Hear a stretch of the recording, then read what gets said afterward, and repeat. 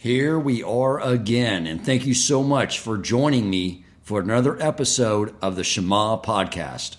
I want to share with you something it's really quite remarkable. It is a prophecy that was provided to us in the Torah about something that would occur near the end of days, the period before the coming of Mashiach and the revelation of the Almighty, but not to just the Jewish people, but to the world at large. When you look at the history of the Jewish people, it was initiated by Abraham. He initiated a revelation from below by working on himself through contemplation, logic, and reasoning that there is only one God and everything is God, perfecting himself and aligning himself to receive prophecy. And as a result of his merit, his descendants received the next revelation, the revelation that was initiated from above. We were in Egypt, in slavery, and through the miracles that brought us out of Egypt and through the national revelation at Mount Sinai, we received the Torah. And if you read the Torah, especially in the parshas we're reading right now, this was all by design because it was initiated from above the second time. Since it was given to us versus us initiating it from below, it didn't hold. And so the Jews were exiled throughout the world in order to become a light into the other nations. And we have influenced them in a very positive way. The majority of things that most civilized countries take for granted are things they would have never had if it was not for us sharing with them the light of Torah. But what the prophecies say is that at the giving of the Torah, there were many people that were part of the other nations that wanted the Torah as well, even though the nations they were a part of did not want it. So what did God do for them? He would orchestrate events in another lifetime for them so they would have the opportunity to convert. So if you look at what is delaying Mashiach, why we are sort of in this holding pattern in exile is because God is wanting us to pull in all these non-Jews who wanted the opportunity to convert and be a part of the Jewish people. And he also wanted all those Jews that were brought up in captivity, meaning they were brought up in an environment void of Torah. He wanted to give them an opportunity to do teshuvah and find their way back home.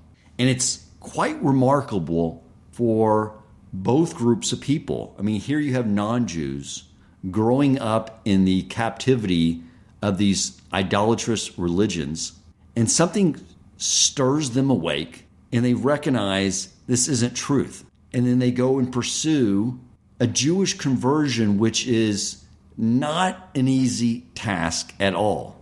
And for those of us who are brought up in the captivity of a total void of Torah, the same thing's happening for us. And it's quite miraculous that something just stirs us awake and we begin to yearn and realize there's something more.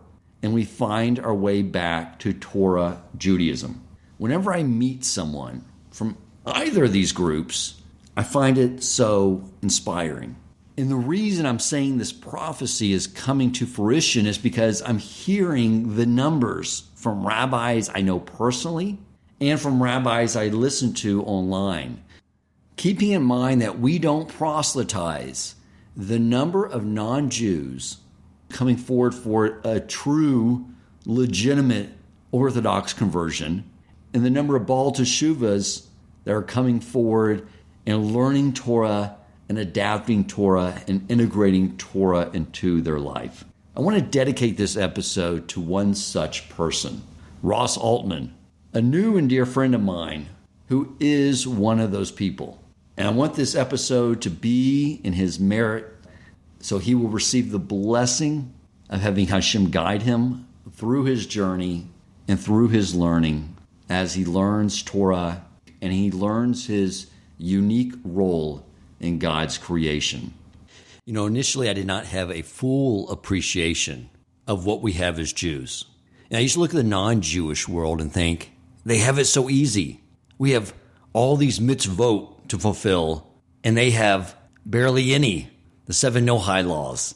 Just merely the basic minimum requirements to live in a civilized society. But my mindset has totally changed on this matter. I now realize that it's not that we have it more difficult and they have it easy. We're the ones that have it easy. I look and wonder, how in the world do they even get through life? It's like they're on a road trip, and not only do they not have a GPS, they don't even know the destination in which they're going. They don't know how to maintain the automobile and keep it fueled and running at all times in an optimal way. Yet we have the Torah. And one of the things the Torah tells us is something so crucial, and that is the construct, the system, the physical reality we live in is built. And one thing that we understand that they don't understand is the fabric of time. They think it's linear, and it's certainly not. Time is circular. Each moment in the year contains its own unique spiritual energy, and the Torah is teaching us how to tap into that. The rest of the world thinks that time is linear. And the only difference between the prehistoric man and the men in the future that will resemble Captain Kirk and Spock on the USS Enterprise is a greater comprehension and ability to communicate and greater technology. But mankind themselves stays at the same level throughout the history of time, which is not the case whatsoever. Not with Torah, that is. Time is circular. And those who are not tapped in Torah end up at the beginning of the year exactly where they left off. However, with Torah, through the understanding of how to tap into the energy at each moment in time throughout the year, the path of circular time for us is crescending higher to catapult us to higher levels of consciousness, to a higher level of closeness to Hashem by being more like Hashem in the way he interacts with this world. Many of you can relate to this. I've talked to many of you about this, how when you first start studying Parsha, you recognize that the problem that ensues that week, the challenge that the Torah you learned from the Parsha equipped you to take that challenge and use it as something that will catapult you to a much greater level. Therefore, looking back at that challenge with much appreciation and the opportunity we have in front of us, that moment in time is approaching. I mean, it's occurring right now as we are in the month of Elul. As we approach Rosh Hashana, then Yom Kippur, then Sukkos, and all the way to Simchas Torah, this is the time that we can move to such a greater level. I asked Rabbi Bucsko, the average rabbi, to come on and tell us everything we need to know to harness this time of year. Welcome to the Shema Podcast, the podcast for the perplexed, where Torah insights intertwined through personal stories as well as interviews with leading Torah scholars demonstrate the empowering qualities of Torah and mitzvot. For more great Torah learning through Torch, the Torah Outreach Center of Houston, go to torchweb.org. Now to the show. So welcome, Rabbi Bucsko, the average rabbi. How are you today? I'm doing fantastic. Dan, thank you so much for having me on again. Pleasure to be here. I love having you on. It's a deep topic. Whenever I need a deep thinker, you're my man. So you recently got a motorcycle. Tell the audience, what'd you get? That's true. I got a 2012 Honda Shadow. It's a cruiser. For anyone who doesn't know what a cruiser is, it's a style of motorcycle that has that sort of classic look, like if you're thinking Harley Davidson. It's not the big chopper with the big, long, extended handlebars, but it's got that old black style, like classic look to it. When I was a kid, I had two career paths I was thinking about at the age of 7, 8, and they're both based off a TV show. One was, did you ever watch that TV show, Kung Fu? I've seen parts of it, yeah. He would just travel from town to town, helping out those in need using his skills of Kung Fu. And after he defeated the bad guy, he would go to the next one.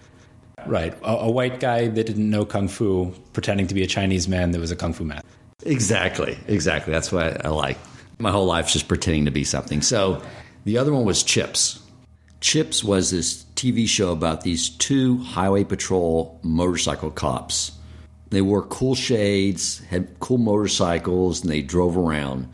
You're basically the synthesis of Ponch and Frank from Chips and the guy from the Kung Fu show.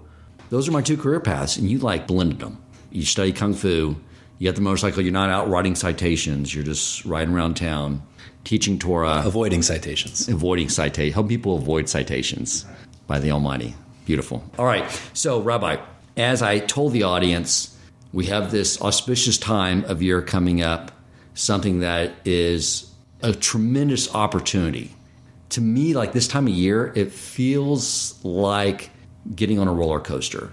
And when you're creaking up near that top, that first big drop, you're filled with apprehension, anxiety, and excitement because you know what's coming ahead of you when you hit Rosh Hashana. And the thrill of the ride and the twists and turns through all the holidays, through Sukkos. And the goal here as Jews is that we don't end the ride getting off where we got on, but at a much higher level. What do you think of that analogy? Absolutely. Yeah. Elul is an interesting time because, like you said, there's that aspect of the apprehension that we're approaching the day of judgment, right? Right. But on the other hand, there's something that I'll reference later on in the podcast that the word Elul, the month of Elul, it's Aleph Lamed Vav Lamed.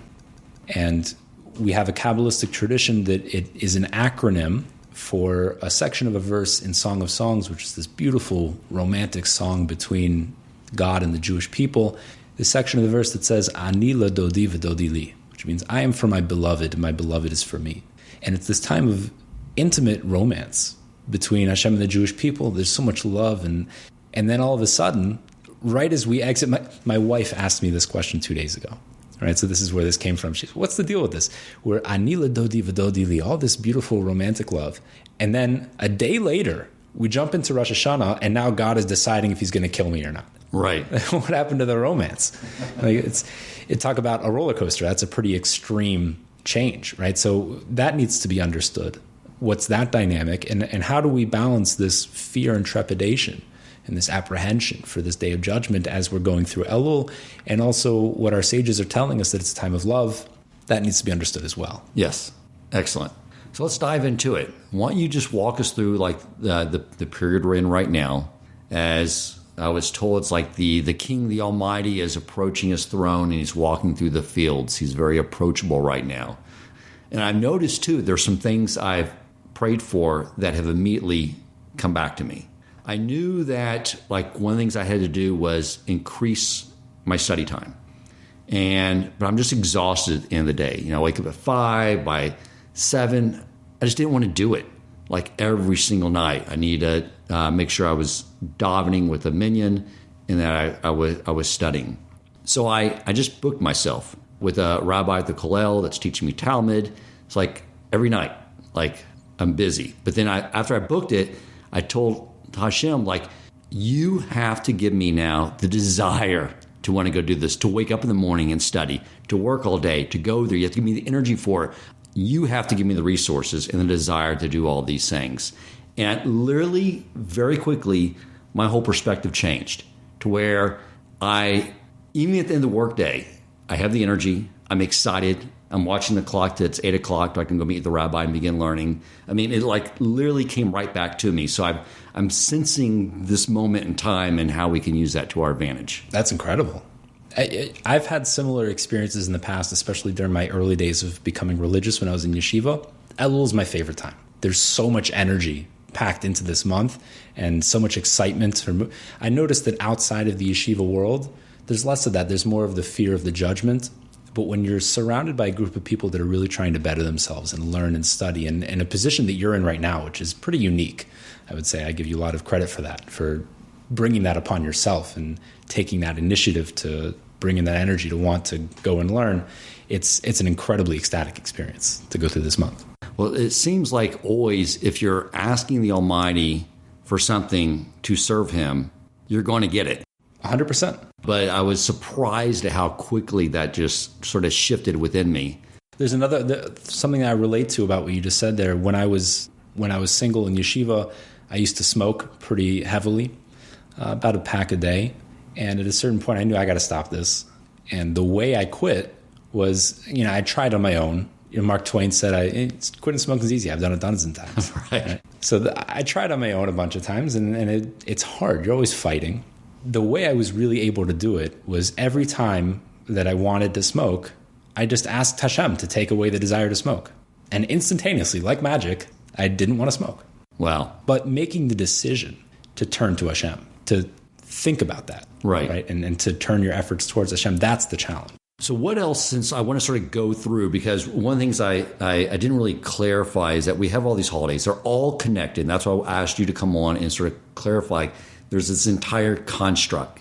And it's from the beginning to the end, from Rosh Hashana through Simchas Torah, that there's this overarching design that Hashem wants us to latch into to propel ourselves to greater heights. But right now we're in the month of Elul. Is there anything more about this phase that we need to be aware of, other than knowing that Hashem is extremely close to us? We can approach him on more of a personal level and make our request. Yes. So in addition to what you just mentioned, the month of Tishrei that we're about to enter, starting with Rosh Hashana, then we have Yom Kippur and Sukkos and Shmini Atzeres, which is the culmination of all of that. That is one system. But the truth is that there's a bigger system. The entire year is one larger system. And I think it behooves us to at least give a brief overview of how that system is set up so we can have a better understanding of where we are in this system right now. Makes total sense. Okay. Well, first of all, before we start from the beginning, which is Pesach, where we are right now, the month of Tishrei, or what we're coming up to, the month of Tishrei is the month of redemption. And that might sound surprising because, if I were to ask you, if you could summarize in one word, what's the theme of Pesach, of Passover, what would you say? Freedom. Freedom, right? Freedom or redemption. Yes. Very similar concept, synonyms almost, freedom or redemption. What about Rosh Hashana in one word? I think of reset. Okay. That's probably true because it's a new year and everything is being reevaluated and established. But I think a lot of people would probably say judgment, right? And in fact, that's what's in our liturgy. Yes. You didn't give a wrong answer. What I mean is, if teshuva is done correctly, it's like we get to hit the reset button. Sure. On who we are and start afresh. Right. So, but the word judgment, though, it comes up a lot. And in fact, in the liturgy itself, in the morning of Rosh Hashanah, we say, Hine Yom Hadin, this is the day of judgment. We say it several times on Rosh Hashanah. It's the day of judgment. So what does it mean that the month of Tishrei, we're taught Kabbalistically, is a month of redemption, but we're starting off with judgment? It seems very heavy, and they seem to be, what does one have to do with the other? Right. So that's redemption, but I just told you also that Pesach is also redemption. Right. So we need to understand, Rav Noach Weinberg, who was the Rosh Hashiva, the founder of Eish Torah and many other institutions, massive individual who changed countless lives, including my own, even though I never met him personally. He would say the first step to being an intellectual is defining your terms. What do we mean when we say redemption? What does redemption mean? What does judgment mean? Mercy? What do these things really mean? And we might have working definitions with them. We use these concepts and we think we know what they are, kind of. But then communication breaks down because I have one idea in my head and you have another. What we need to know is, what does the Torah mean, right? The Torah is communicating us. What does the Torah mean when it says that this is the day of judgment or this is a month of redemption? And once we have those defined, we can really understand what is being communicated to us. So redemption in a nutshell is the concept of revealing potential which was previously inaccessible. Right? We're upgrading. We're accessing new faculties that always existed within ourselves. We were built in with these abilities, but we didn't have access to them, and we were locked down. And the process of redemption is the process of unlocking those higher levels and reaching new levels. And that can occur in different stages. There's a redemption on a lower stage, and then you move to the next stage. Then there's another redemption to the next stage, and another, and another. And we're constantly upgrading and moving forward. And so that happens every year in a cyclical way. Throughout the year, we'll have Pesach. Passover is the redemption, let's say, of the body. And then Shavuos, which is the next holiday after that, is the redemption of the spirit. I'll get into what this means in a second. And then finally, the month of Tishrei, we have Rosh Hashana, Yom Kippur, Sukkos, and Shmini Atzeres, is the redemption of the soul. And when I use these terms, body, spirit, and soul, I'm referring to the Kabbalistic terms nefesh, ruach, and neshama. Just to give a very brief overview of what that is, I'm sure your listeners have heard these terms before in previous podcasts, and I think No, it'd probably be good to go ahead and go through those terms again. the nefesh is an aspect of spirituality which is the most physical. It interacts with the physical world and animates physicality. So what the Chinese might call qi. In Kung Fu, this is what we would refer to it. Qi is the life force, right? This is the nefesh, the aspect of spirituality that animates physicality. It interacts with physicality directly. The next level is the ruach, which we call spirit. It's also the Hebrew word for wind, and there's a reason for that. It occurs in the throat. That's the breath and speech. It's all connected to this idea. But the fundamental concept of ruach is that it's a connector. It binds the lower together with the higher. It binds physicality, binds the nefesh to the highest level, or the highest level that we'll speak about at least, which is the neshama. And the neshama is purely spiritual, and that is what we call the soul. Okay, something that can exist completely independently of a body, and does when we're not alive. So these are the three aspects of ourselves. So Pesach is the redemption of the nefesh. That's when we're born. The entire Jewish nation, when we were in Egypt, our sages say we were a nation within the womb of another nation. And we came out through the sea. We were exiting the birth canal and revealed ourselves as one independent nation. That was the birth of our nation, the Exodus, and Pesach is our fresh start. Now we have a nefesh, we have a living being here. This is the Jewish people. That's the redemption of the body, of the nefesh. Moving forward, we have the redemption of the ruach. Now, the ruach is, again, this connection. So the process from Pesach until Shavuos, which we spoke about once in a podcast, the process of Sphira, that is the process of refining and building and strengthening and purifying the nefesh, where it can now form a connection. And what that connection is the Torah. That Shavuos is the day that we received the Torah, which essentially is our direct connection to God. Now we have access, right? So another analogy, if you would take, let's say, a computer. So Pesach would be, we've built the hardware, and it's got a great processor, and all the hardware is there, but it doesn't really do anything because there's no software. Okay, so now we've got the hardware, it's been purified and cleaned. Now, Shavuos, we've jacked in the Ethernet cable. Now we're connected. Okay, we have access to all that information, but the software hasn't been installed yet. We just have access to it. So that's Shavuos. And as we're moving forward, and I'll explain that process because we're right there now, we'll finally have the redemption of the soul, which is where we, so to speak, download the software and have it fully integrated and installed in the hardware. And now we've developed that intimate connection with Hashem, fully realizing our soul's expression within the physical world. Beautiful. Okay, so that's an overall concept of the 6-month process throughout the year. And by the way, that is a 6-month process, right? Because we start with Pesach, and it culminates in the 7th month, which is interesting, right? Well, I think maybe people don't realize this that aren't fully familiar with Jewish traditions. You might assume that since Rosh Hashana is the beginning of the new year, that's the first month. Right, exactly. But it's not. It's the 7th month. The first month is Nisan, the month of Pesach. And there is a reason for that. In short, the objective solar cycle, as the Earth moves through the cosmos, that revolution occurs in Tishrei, and that's Rosh Hashana, that we've started a new year. But a month is something which is more personal to human beings. We have control over the months. We decide if it's going to be a 29-day month, a 30-day month. We have access to that. The moon is representative of the Jewish people. It waxes and wanes. And so that's more personal to us. So through our process of growth through the months, we start our process with Pesach, as we just described. That's our birth. And then we continue on. So that's why the months are counted first from Nisan and then so on and so forth. So now we're in the 6th month right now. We're about to enter the 7th month of Tishrei. Now, I'm glad you went into this because you're right. If to understand the construct of the system, it doesn't make sense to parse out 30 days in isolation, but to give a macro view of how everything's really tied together. Good. There you go.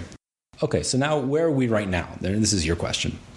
We are in the process in between as we described, the redemption of the Ruach and the redemption of the Neshama, right? In between Shavuos and Sukkos, or Rosh Hashana.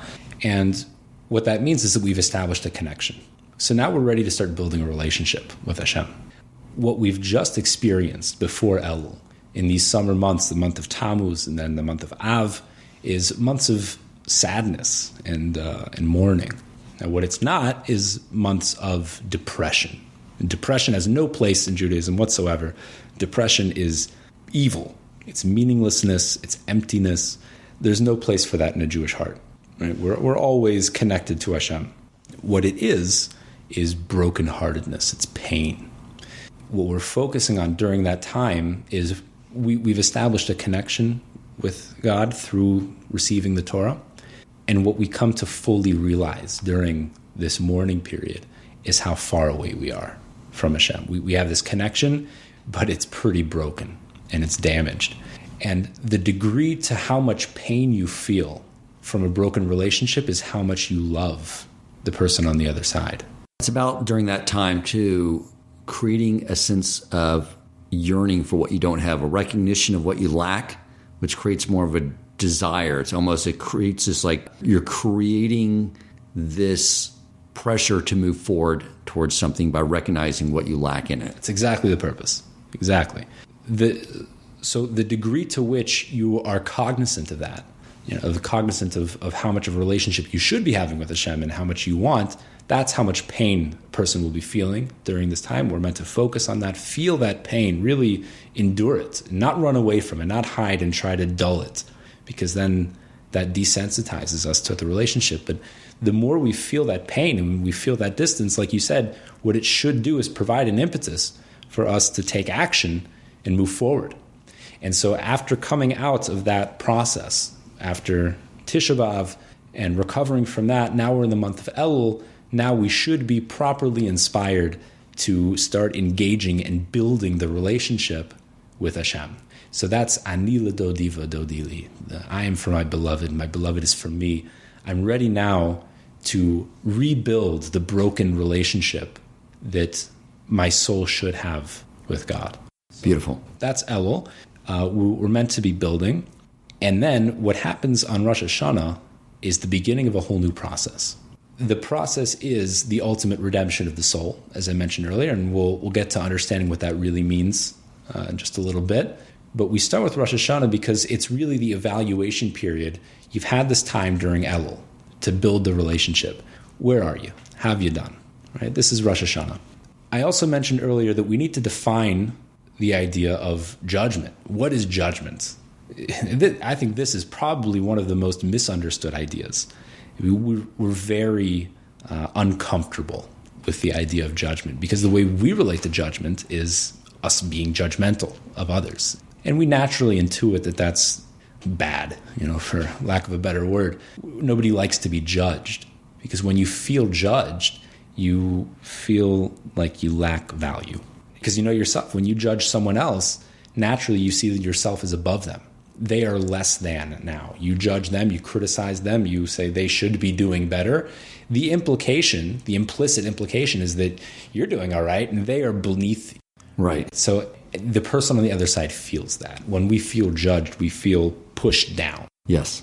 And we don't like that. And why would we want to feel that from God? And I think a lot of people have this barrier. And I've talked to people that were religious for many years and have rejected religion entirely on this basis, that they don't want to feel judged by God. It's right, yeah. That's why I sort of jumped ahead and I attached it with reset, which is probably not the right word, but I know that because he gives us the opportunity to lay everything on the table, show everything in our employee file, and say, here's everything I did wrong, I regret it, and then once it's all on the table, he throws it away and resets it.